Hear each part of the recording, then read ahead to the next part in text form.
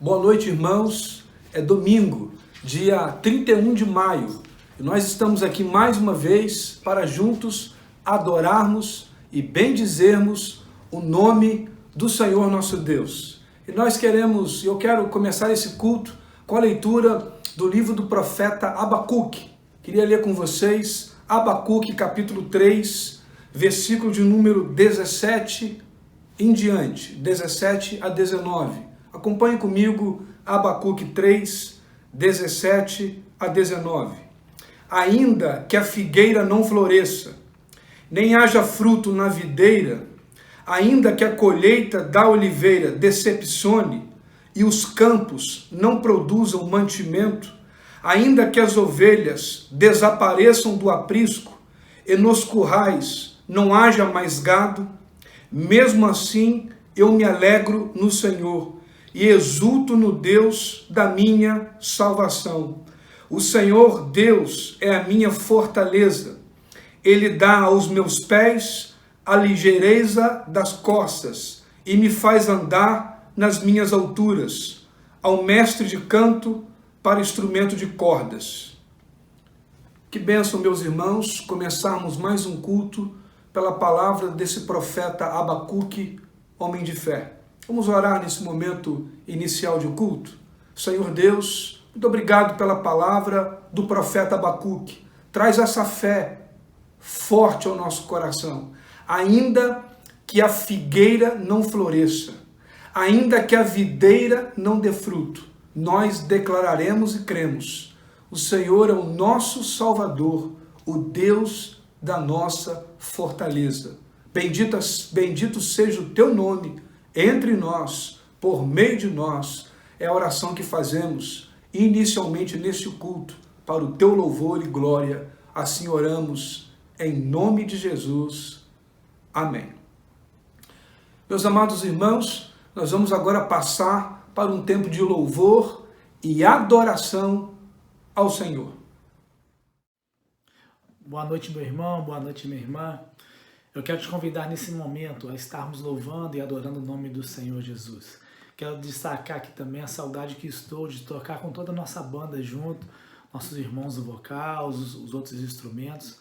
Mas enquanto isso não é possível, vamos todos juntos em uma só voz declararmos que nós pertencemos ao Senhor Jesus, que não podemos viver sem a presença dele em nossas vidas. Amém? Eu não posso deixar de te amar, eu não posso deixar de adorar, eu não posso deixar de desejar sua presença. O pão vivo que desce do céu, a palavra mais doce que o mel, é o teu rio de vida que me sustenta.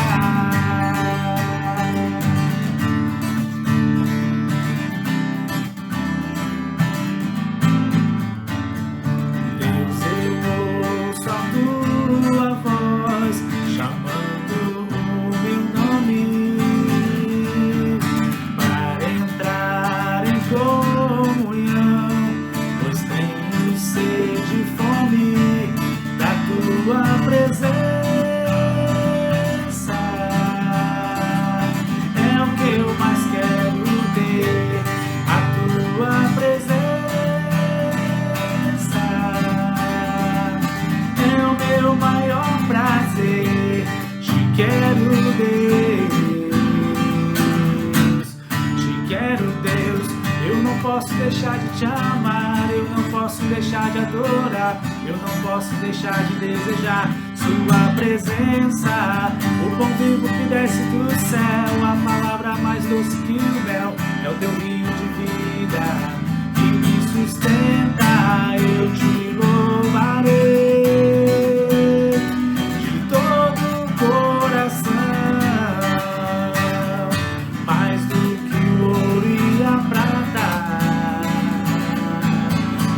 Tua presença me basta, a tua presença me basta, a tua presença me basta, te quero ver. Eu não posso deixar de te amar, eu não posso deixar de adorar, eu não posso deixar de desejar tua presença. O pão vivo que desce do céu, a palavra mais doce que o mel, é o teu rio de vida que me sustenta.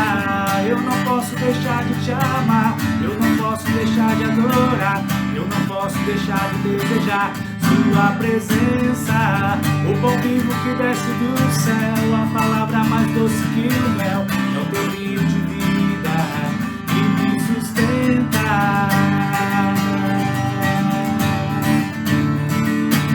É o teu rio de vida que me sustenta.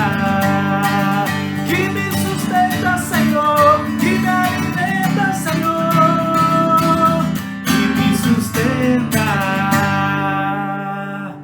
Aleluias. Meus amados irmãos, após ouvirmos esta canção, quero convidar você a ler comigo o texto base da nossa meditação dessa noite, que se encontra na segunda carta do apóstolo Paulo à igreja em Corinto. Leremos segunda carta aos Coríntios, capítulo 12, versículos de 1 a 4 e 7 a 10. Diz o texto: se é necessário que eu me glorie, ainda que não seja conveniente, vou falar a respeito das visões e revelações do Senhor.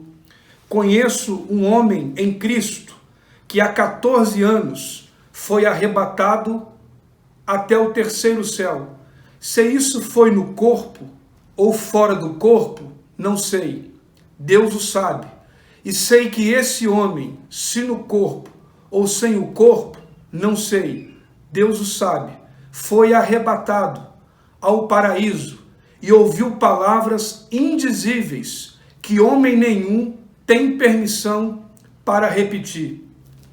E para que eu não ficasse orgulhoso com a grandeza das revelações, me foi posto um espinho na carne, mensageiro de Satanás, para me esbofetear, a fim de que eu não me exalte. 3 vezes pedi ao Senhor que o afastasse de mim. Então ele me disse: a minha força é o que basta para você, porque o poder se aperfeiçoa na fraqueza.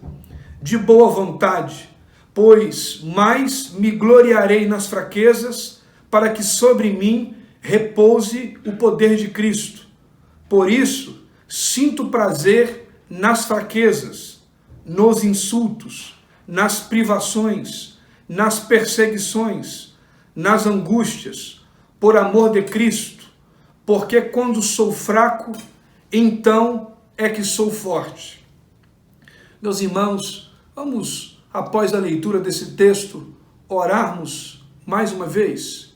Senhor Deus, junto com a tua igreja, pelo nome poderoso de Jesus, te pedimos que o Senhor nos ensine, te pedimos que o Senhor nos oriente e te pedimos que a sua palavra alcance e transforme por completo o nosso coração.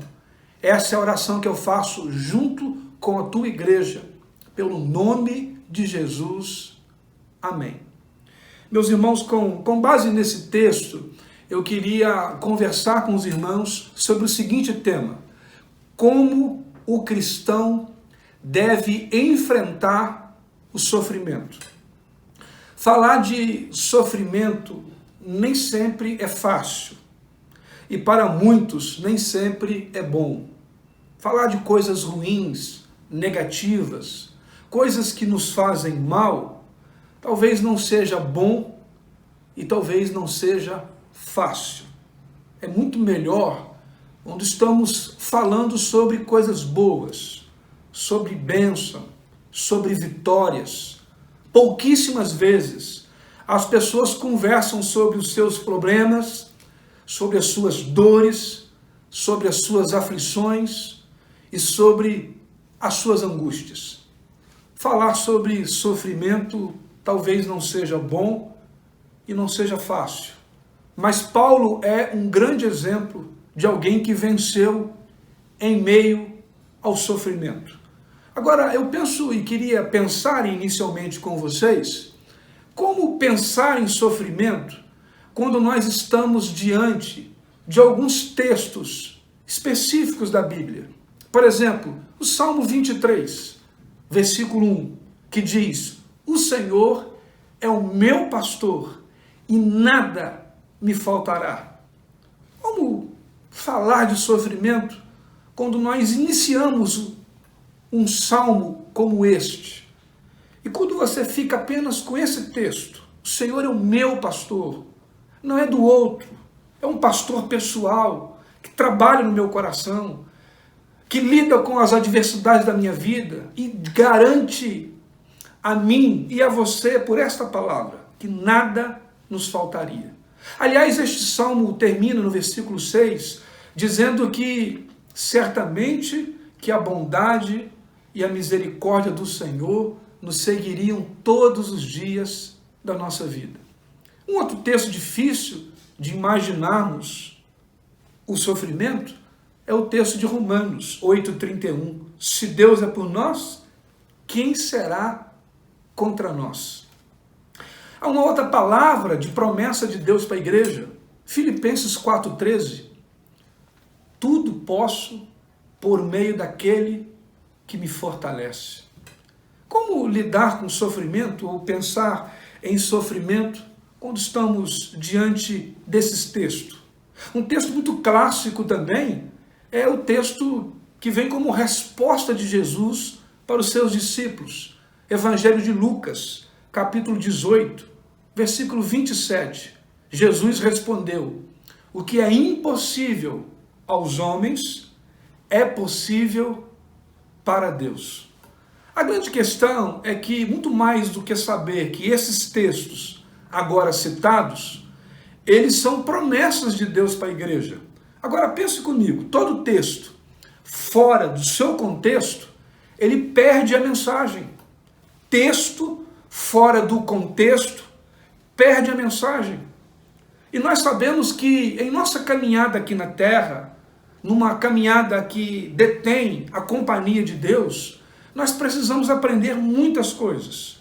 Veja o que Jesus nos diz, por exemplo, e aí dentro mais da linha da proposta dessa noite, pensarmos o que deveríamos fazer quando enfrentássemos ou enfrentaríamos o sofrimento. Observe comigo o que Jesus nos fala sobre isso no Evangelho de João, no capítulo 16, versículo 33. Disse Jesus: no mundo vocês terão aflições, contudo, tenham ânimo, eu venci o mundo. Quando Jesus fala isso aos discípulos, eu fico a pensar o que veio à mente deles. Será que na mente deles veio o nome de pessoas e de irmãos conhecidos pela fé, de que ao passarem aqui na terra enfrentaram sofrimento? Uma das pessoas que me vem à mente é o nome de Jeremias. Jeremias foi um profeta rejeitado, profeta perseguido. Você verá isso em Jeremias 1, 17 a 19. Um outro nome que vem à minha mente é o nome de Josué. Josué nasceu, cresceu no Egito, no pior tempo que Israel viveu, como escravidão, como um tempo de perseguição e opressão. Pois é nesse tempo que Josué nasce e vive lá no Egito. Uma outra pessoa que talvez também venha à sua mente é a pessoa de Jó. Jó perdeu todos os seus camelos, seus bois, seus jumentos, perdeu os filhos, perdeu a propriedade e a sua saúde. Jó perdeu tudo. Mas, com certeza, dentre tantos que conhecemos, aquele que teve a maior perda, aquele que mais perdeu, foi Jesus. Queria que você lembrasse parte da história desse tempo de sofrimento que foi vivido por Jesus. Leia comigo e acompanhe comigo um pouco desse sofrimento, sobre aquilo que o profeta Isaías falou em Isaías capítulo 53, versículos de número 3 a 5. Isaías 53, 3 a 5. Era desprezado e o mais rejeitado entre os homens, homem de dores e que sabe o que é padecer. É como um homem de quem os homens escondem o rosto. Era desprezado e dele não fizemos caso. Certamente, ele tomou sobre si as nossas enfermidades e as nossas dores levou sobre si, e nós o considerávamos como aflito, ferido de Deus e oprimido, mas ele foi traspassado por causa das nossas transgressões e esmagado por causa das nossas iniquidades. O castigo que nos traz a paz estava sobre ele, e pelas suas feridas fomos sarados. Que palavra difícil, pesada, dita pelo profeta Isaías a respeito da dor e do sofrimento enfrentado por Jesus. Agora, um outro texto que fala sobre o sofrimento enfrentado por Jesus é o livro de Hebreus, capítulo 2, versículo 17 e 18. Hebreus 2, 17 e 18. Por isso mesmo era necessário que em todas as coisas ele se tornasse semelhante aos irmãos, para ser misericordioso e fiel sumo sacerdote nas coisas referentes a Deus e para fazer propiciação pelos pecados do povo, pois naquilo que ele mesmo sofreu, quando foi tentado, é poderoso para socorrer os que são tentados. Ah, meus amados irmãos, se existe alguém que sofreu, este alguém também foi Jesus. Alguém já disse, e é verdade, e essa pessoa tinha toda a razão, a vida, ela é a mais implacável professora. Grave isso. A vida é a mais implacável professora. Porque primeiro na vida se dá a prova, depois se passa a lição. Ah, meus amados irmãos, numa escola tradicional não faz isso. Uma pedagoga profissional não faz isso. Primeiro ensina-se a lição e depois aplica-se a prova. Mas na vida acontece exatamente ao contrário. Primeiro vem a prova e depois se aplica a lição. Diante de tantas pessoas que conhecemos, há um grande pensador cristão chamado C.S. Lewis. E é C.S. Lewis que vai dizer que nós ouvimos os sussurros de Deus diante dos nossos prazeres, mas Deus grita conosco diante das nossas dores. Em outras palavras, C.S. Lewis queria dizer que nós aprendemos muito mais com a dor e com o sofrimento do que com as festas e as celebrações. Quando nós estamos diante desse texto, percebemos que Paulo estava vivendo um tempo difícil. Ele estava sofrendo acusações contra o seu ministério. Ele era acusado de ser um falso apóstolo. Diante disso, Paulo vai fazer uma coisa que ele não gostava de fazer. Paulo vai gloriar-se por aquilo que Deus fez em sua vida. É nesse texto que aparece a grande experiência do apóstolo com Deus. O texto que nós lemos como base da meditação dessa noite fala que o apóstolo Paulo foi arrebatado até o terceiro céu. O primeiro céu nós conhecemos, é o céu das nuvens. O segundo céu, os nossos olhos também podem alcançar, é o céu das estrelas. Mas o terceiro céu é o céu onde fica o trono de Deus. É o lugar onde nós desfrutaremos das bem-aventuranças. É nesse lugar que Paulo vive o seu ápice da sua fé. Olha o que está escrito no versículo 4 do texto base desta noite, 2 Coríntios 12, 4. Fui arrebatado ao paraíso e ouvi palavras indizíveis ao homem, palavras indizíveis que homem nenhum tem permissão para repetir. O mais interessante nessa verdade é que nela não há nenhuma proposta filosófica. Paulo descreve aqui uma verdade autêntica.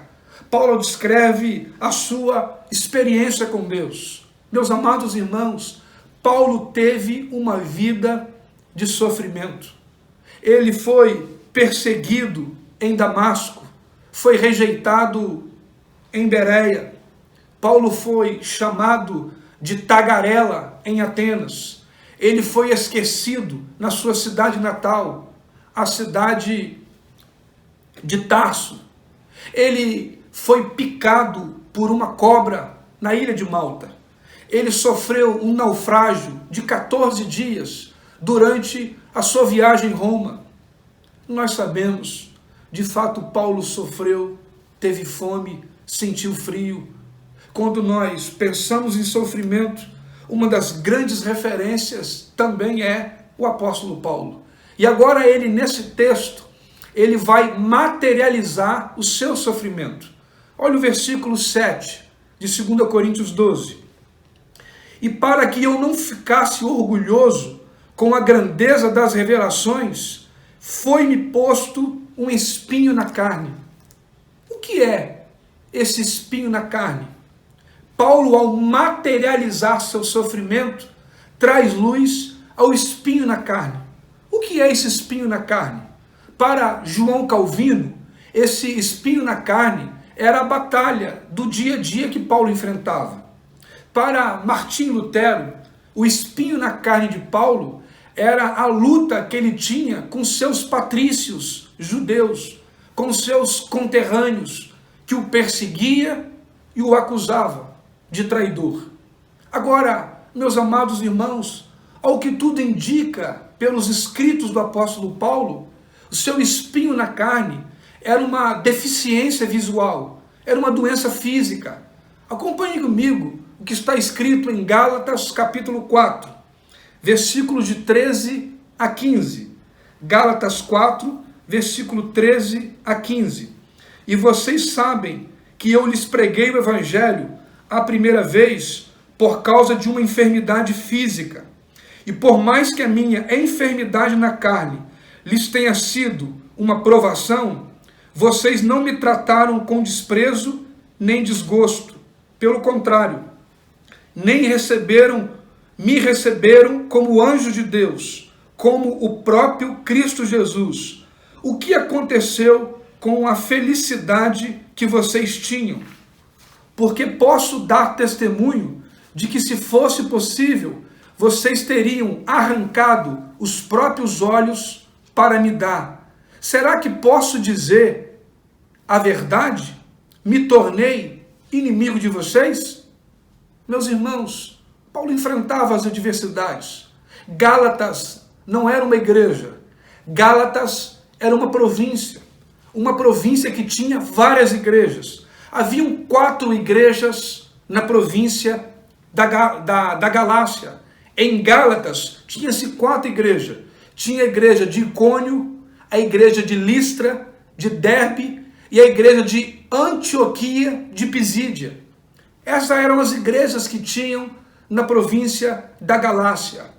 Paulo vive com esses irmãos e a sua vida um tempo de sofrimento.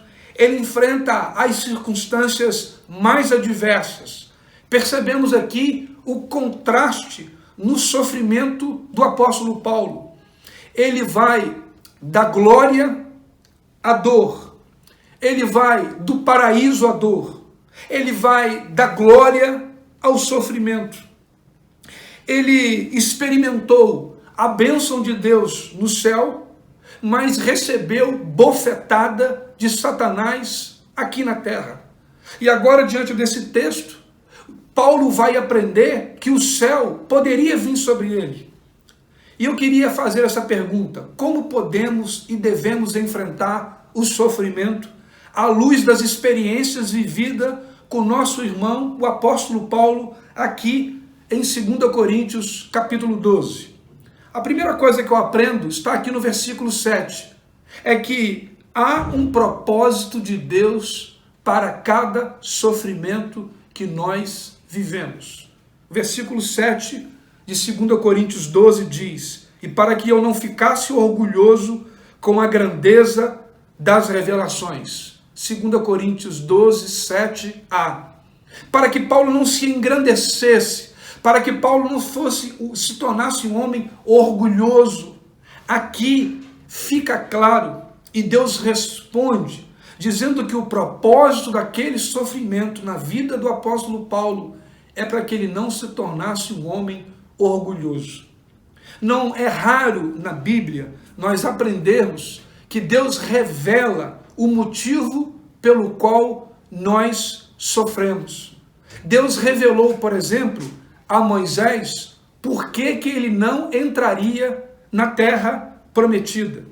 Deus revelou, por exemplo, a Josué, que Josué e o seu exército seria derrotado em Ai. Não é a primeira vez que Deus revela a nós, meus amados irmãos, o seu propósito. Paulo ora pedindo que o seu sofrimento acabasse, mas nós aprendemos aqui com Paulo que o sofrimento nos ensina a nos humilharmos diante do Senhor e que não haja em nós nenhum espírito de soberba e de orgulho. Mas a segunda coisa que eu aprendo diante do sofrimento é que o sofrimento, além de ter um propósito de Deus, ele é um dom que nos é dado pelo Senhor. Meus amados irmãos, nós temos mania de acharmos que aquilo que é mal é Deus operando contra nós. Quando sofremos alguma coisa, é como se Deus estivesse nos punindo com a sua justiça. Mas quando nós olhamos para esse texto, aprendemos que nem tudo que sofremos faz com que Deus se vire contra nós, ou que seja Deus aplicando uma disciplina conosco. Aprendemos aqui, à luz desse texto, que muitas coisas que nos trazem sofrimento pode ser um dom, um livramento, uma maneira de Deus nos abençoar. E um exemplo tão clássico é o exemplo da vida de Jacó. Eu queria ler com você o texto de Gênesis 42, versículo 36. Olha o que está escrito em Gênesis 42, 36. Vocês vão me deixar sem filhos. José se foi, Simeão se foi, agora querem levar também de mim Benjamim. Todas essas coisas acontecem contra mim. Meus irmãos, Deus estava abençoando Jacó. Havia grande fome na terra. José havia sido abandonado, mas agora José era o segundo homem em maior escala no Egito. Depois de Faraó, o governador do Egito, quem mandava era José. José agora separa Benjamim, faz um teste de fé com seus irmãos, para que toda a sua família fosse acolhida, e naquele tempo de sofrimento, porque havia fome sobre todo Israel, sobre todo o povo, José seria usado por Deus para abençoar Jacó e a sua família. Mas Jacó não havia entendido isso. Deus agora usa esse sofrimento e traz na vida de Paulo a vitória sobre o maior medo que ele tinha. Paulo tinha medo de ser desqualificado por Deus.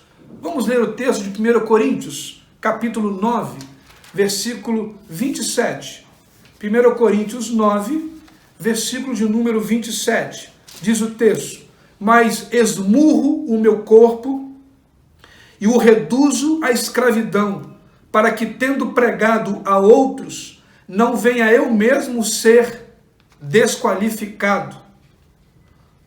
Paulo sabia que, assim como o atleta tinha uma vida de disciplina, de treinamento, havia-se uma meta, um alvo a se seguir, o seu coração também não se perdeu nesse mundo, porque o seu alvo era Cristo. Tudo que ele fazia é para que o nome de Jesus fosse glorificado. Deus então opera e traz o dom da sua bênção por meio do sofrimento. Terceira coisa que eu aprendo é que o sofrimento pode ser um dom, porque há propósito no sofrimento, mas a terceira coisa que eu aprendo é que Deus não nos repreende por pedirmos que Ele retire de nós e que acabe com o nosso sofrimento. O versículo 8 diz que Paulo orou 3 vezes, pedindo ao Senhor que o afastasse dele todo aquele sofrimento. Paulo não pediu uma vez, Paulo pediu 3 vezes. Paulo sabia que ele poderia contar com seu Deus. Ele pede 1, 2, 3 vezes. É como se ele estivesse vivendo aquela experiência que ele viveu com a igreja de Filipos. Filipenses capítulo 4, versículo 6. Finalmente, irmãos, não deixe que nada fique fora do alcance do Senhor, mas tornai conhecidas diante do seu Deus, pelas vossas orações, súplicas e com ações de graça, e o Deus da paz guardará o seu coração de toda ansiedade. Deus tem prazer em nos ouvir, Deus nos convoca a orar e a clamar em seu nome, e aprendemos aqui que Paulo estava fazendo isso. Meus amados irmãos, no livro de Jó, durante o seu sofrimento, é registrado 14 vezes Jó fazendo a seguinte pergunta: por que eu estou sofrendo? Por que isso está acontecendo comigo? 14 vezes Jó apresenta essa indagação ao Senhor. E mais 36 vezes Jó vai se queixar. Jó indaga a Deus 14 vezes: por que eu estou sofrendo?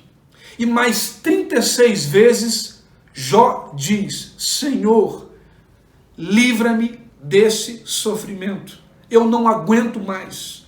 Ele queixa por 36 vezes. Ah, meus amados irmãos, Deus conhece as necessidades do nosso coração. Jesus, quando estava naquele período de grande sofrimento, também abriu o seu coração, clamando para que ele fosse livre do sofrimento. Vamos ver a experiência de Jesus no Getsêmani? Quero ler com você Mateus capítulo 26, versículo 39. Mateus 26, 39.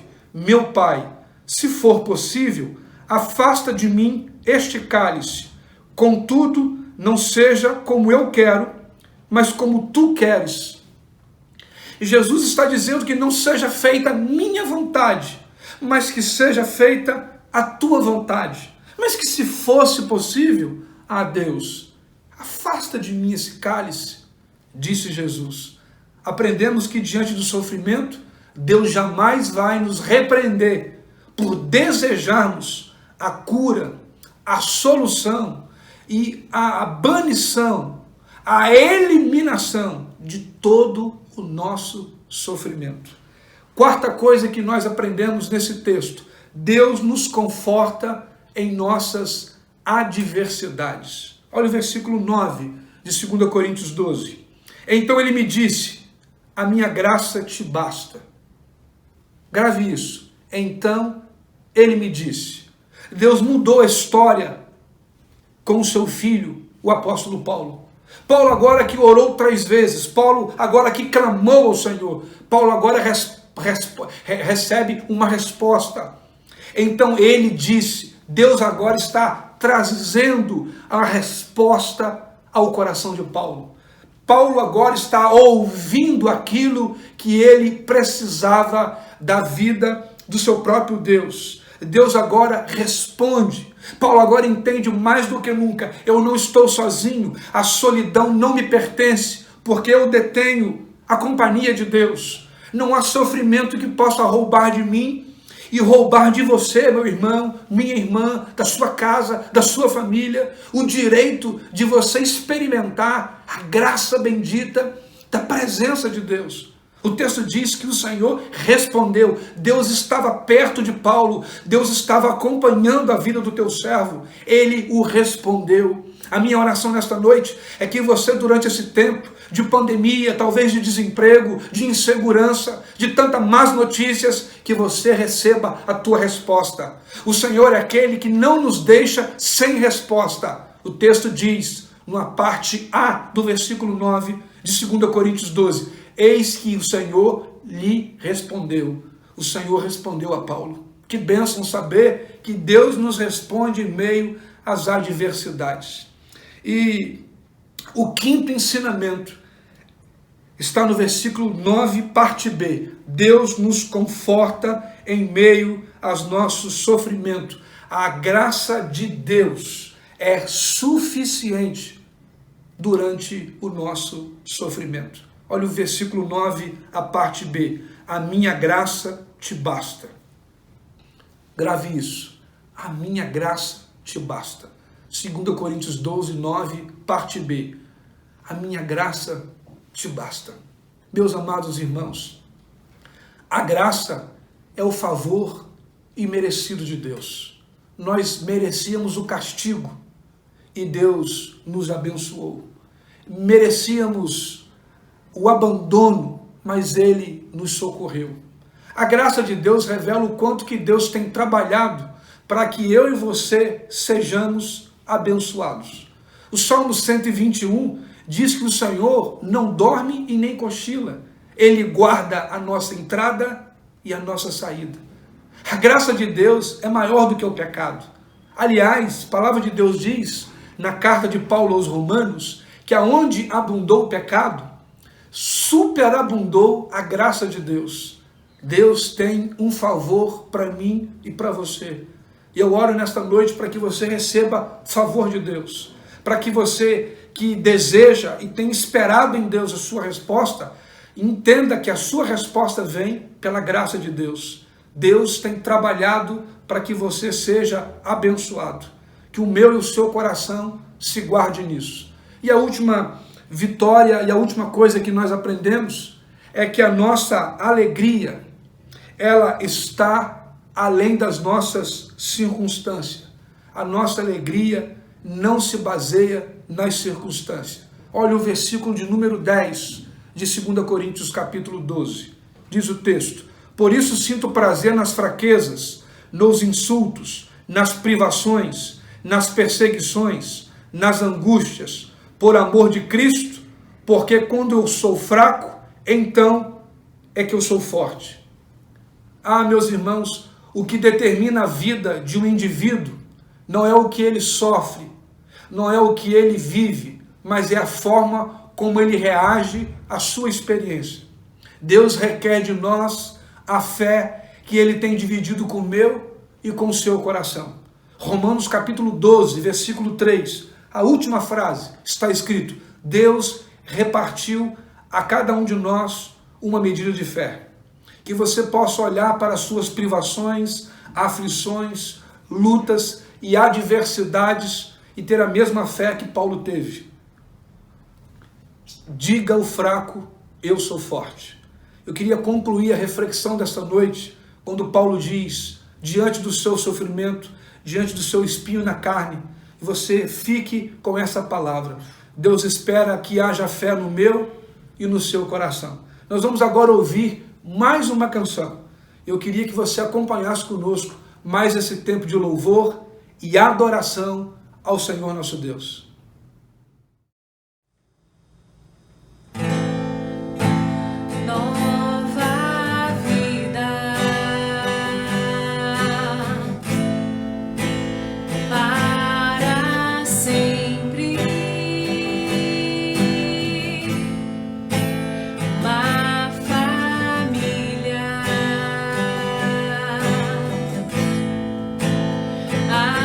Alegria.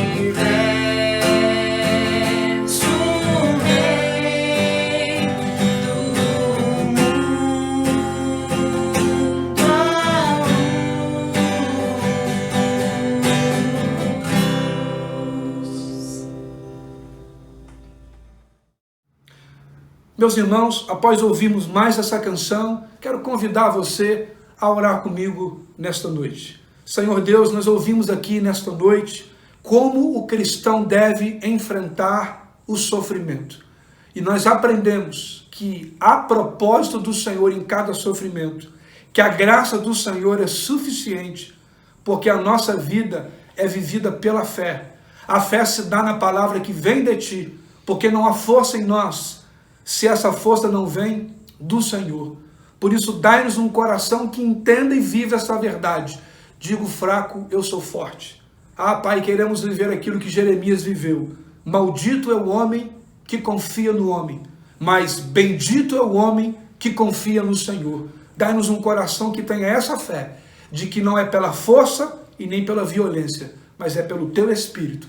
Por isso, guardamos o nosso coração em fé, porque acima das privações e do sofrimento, há uma resposta de graça, porque o Senhor é fiel e é por tua fidelidade que nós seremos recompensados. Te agradecemos por isso e louvamos o teu nome, em o nome de Jesus. Amém.